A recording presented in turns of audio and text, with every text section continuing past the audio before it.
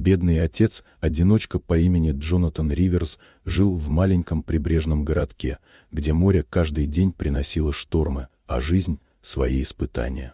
Он воспитывал сына Энди, работал на изношенном грузовике и каждый вечер пытался убедить себя, что справится, даже когда денег не хватало на самое необходимое.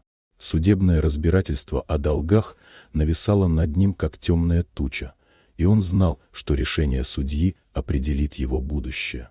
Однажды ранним зимним утром по дороге на подработку он заметил на обочине машину, увязшую в снегу.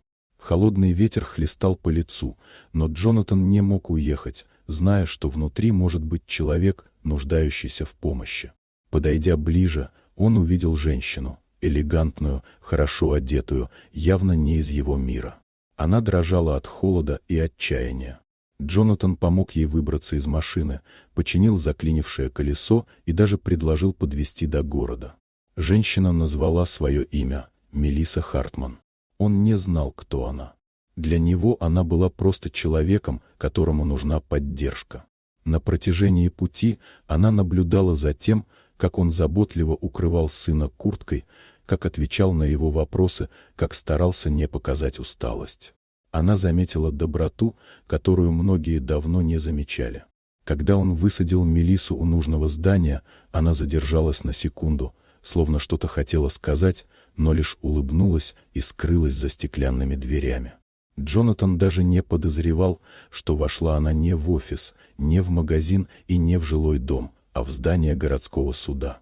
Несколько дней спустя настал суд. Джонатан стоял в зале, сжимая в руках бумаги, чувствуя, как его будущее рассыпается под пальцами.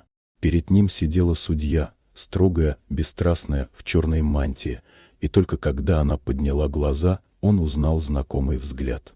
Перед ним была та самая женщина, Мелисса Хартман. Судья, решавшая его судьбу. Она долго изучала материалы дела, но гораздо дольше вспоминала то холодное утро, его изможденные руки, заботу о сыне, бескорыстную помощь и то, как он ни разу не попросил ничего взамен. Она видела перед собой не должника, не нарушителя, а человека, который борется из последних сил и все равно остается добрым. Ее решение стало неожиданным для всех. Суд учел смягчающие обстоятельства, предоставил отсрочку, списал штрафы и позволил Джонатану сохранить работу и опеку над сыном. Он вышел из зала потрясенным, не понимая, почему судьба вдруг стала к нему мягкой.